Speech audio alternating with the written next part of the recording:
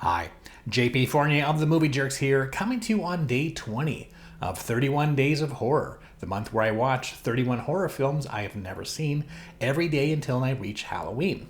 So, let's take a look here. We had on Halloween yesterday, no, we didn't. We had The Unkindness of Raven yesterday, and today we get Who is Stockinghead? Alone in the Dead of Night. Okay, so the title's Alone in the Dead of Night. And let's see what this one's about. Mallory, a depressive, pill-popping art student with a knee injury, must survive the night in her apartment when she is haunted by evil, malevolent beings. Or is this all in her head? Okay. Well, I said I wanted a haunted house type of film, so I guess this is somewhat close. Alone in the Dead of Night, day 20. This is a film that is going to try people's patience. We begin our first 30 minutes with these two ladies, drinking wine, gossiping. I can't believe I blow my knee out right before we're about to leave. I'm sorry. And on top of that, I get dumped too. He was a fucking asshole, Mallory. And dropping exposition, just like all best friends do. During this segment, there is a few moments that gives us hints that something is not quite right in this apartment. Smells like old people. I hate that. And we even drop this obvious hint.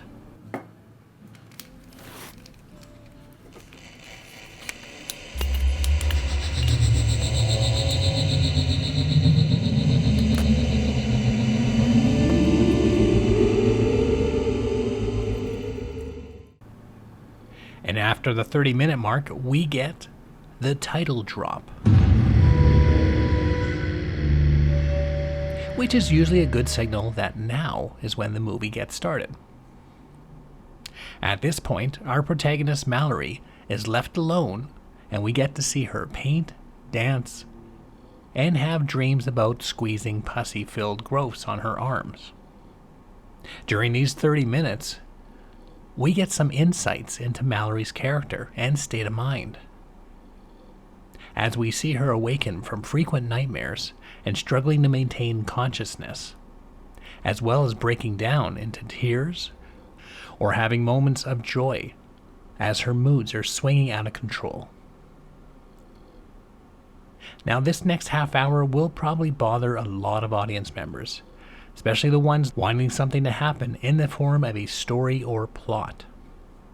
And for some audience members, they may have caught some of the subliminal frames and hidden visuals in the background, and spend most of the time focusing on what is happening around Mallory, instead of watching what she is currently doing. And when we finally get to the 60-minute mark, Stockinghead arrives. And as the poster reads, "Who is Stockinghead?" what we're shown is that it could be a ghost or entity taking on the physicality of her ex-boyfriend, who turns into a monster with a stocking on his head and a slit mouth. And then unfortunately, we watch Mallory get defiled by this creep. And then he's never seen again in the rest of the film. Way to build up the mystery from that poster. Who is Stockinghead? Well, I probably can't tell you who he is, but I can tell you what he's not. Franchise material. All this does is just give a bad name for people who wear pantyhose on their heads. I'm kidding. We'll come back by tonight. Okay, so...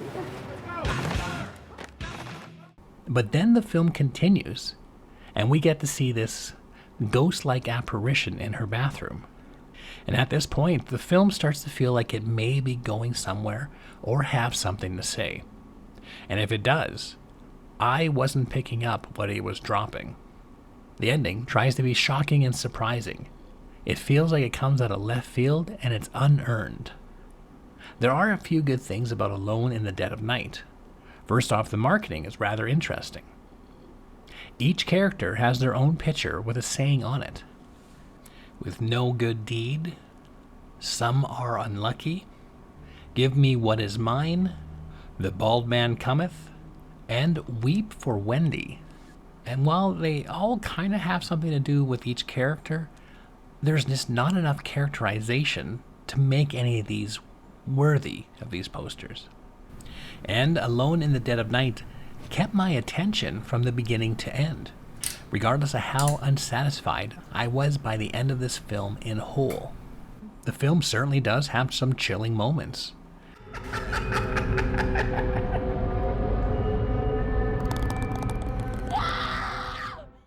And some creepy atmosphere. Because the story is not fully fledged out, it doesn't have any notable or memorable moments that would have any long effect on me. In fact, I had to rewatch this immediately after watching it the first time in order to remember what I had just previously watched.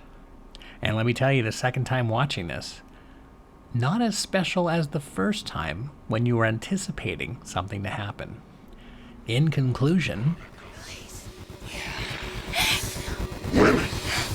not franchise material. And there you go. Day 20 of 31 Days of Horror. Today I watched Alone in the Dead of Night.